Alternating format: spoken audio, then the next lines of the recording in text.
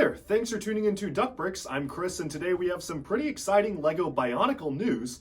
So just today, the winners of the Toa Hagah Canon contest were announced, and we can finally see what are the Canon depictions of the Toa Hagah themselves.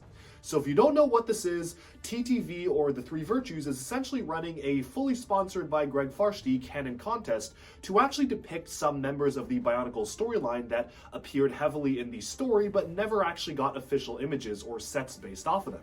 So of course, for this particular subject, we are getting the 4 remaining Toa Hagah. Back in 2005, we got Norik and Iruni as special edition sets for the Toa Hagah, but that's really only 2 out of the 6 members of the team.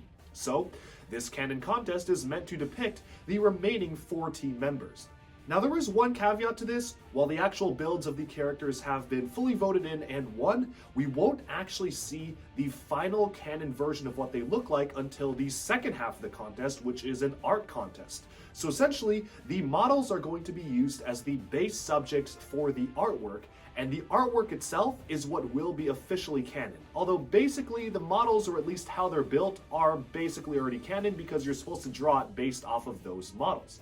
Now there are a few things to note.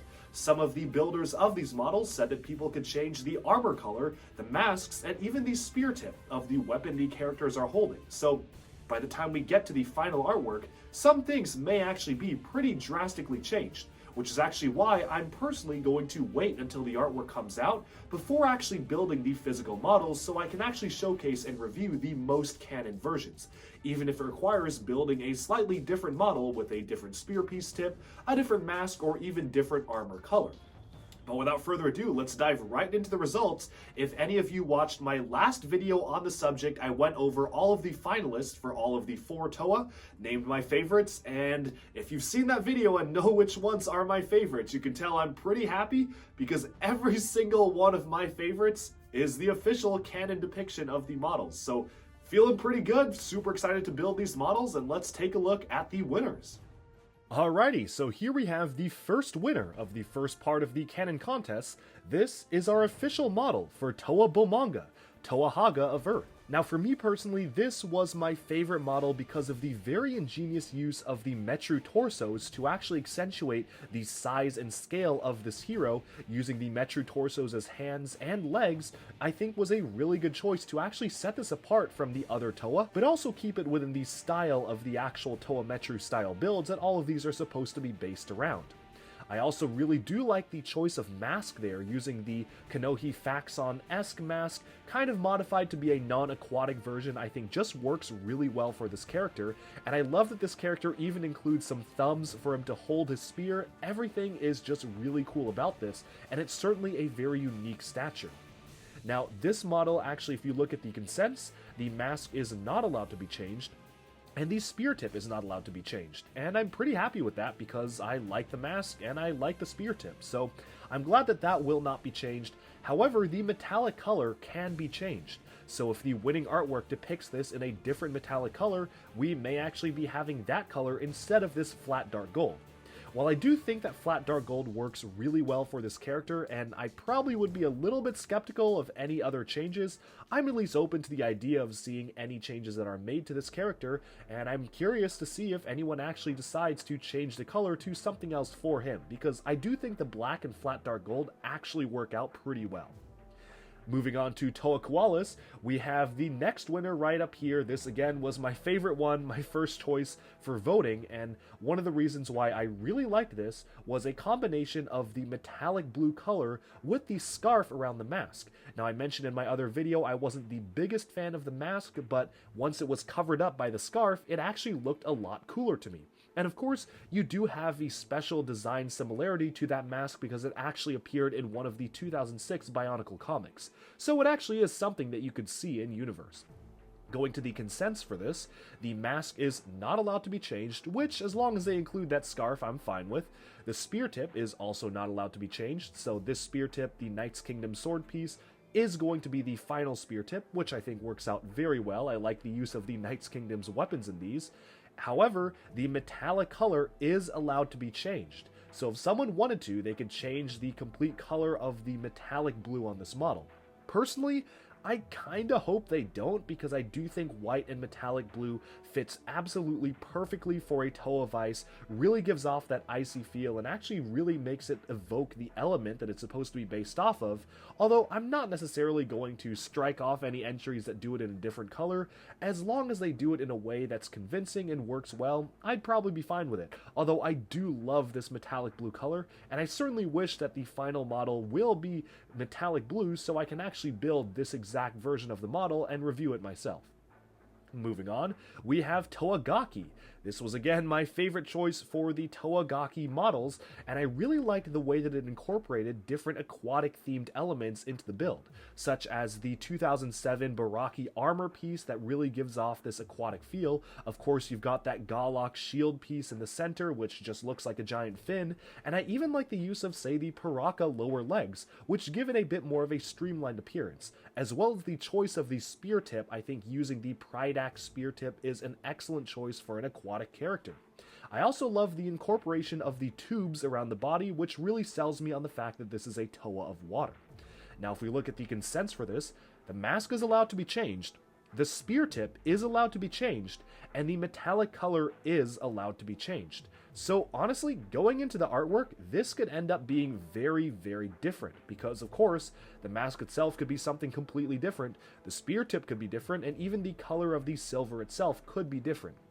But honestly, I'm actually kind of okay with that, because I'm not as sold or in love with the metallic silver and dark blue color scheme as I am, say, for something like Koalas, where I really liked the metal blue and the white color scheme.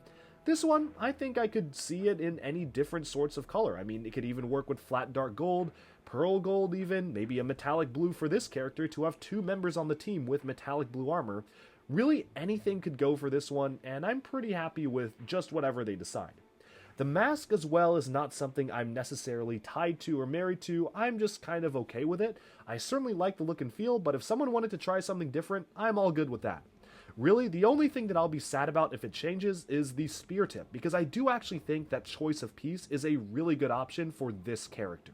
And finally, moving on to the last option here, we have Toa Pooks.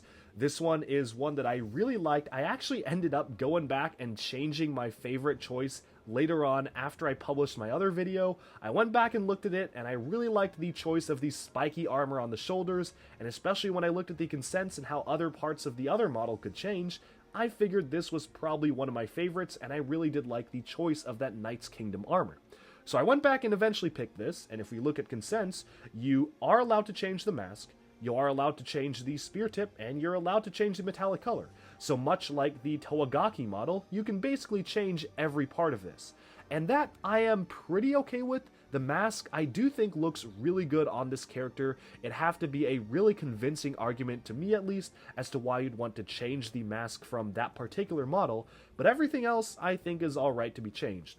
The spear tip in particular, as I mentioned in the previous video, I'm personally not the biggest fan of how it looks. I understand that the spikiness is supposed to kind of mirror the spiky armor, but I just kind of feel like the CCBS style or Hero Factory spike piece just doesn't quite mesh with the style of build and the style of characters here, and I'd honestly be totally fine if they changed that. The same goes for the metallic color. I'm not as sold on the metallic color as I am with stuff like Koalas or even to an extent Bomanga. This one, I think, could benefit from a different color scheme.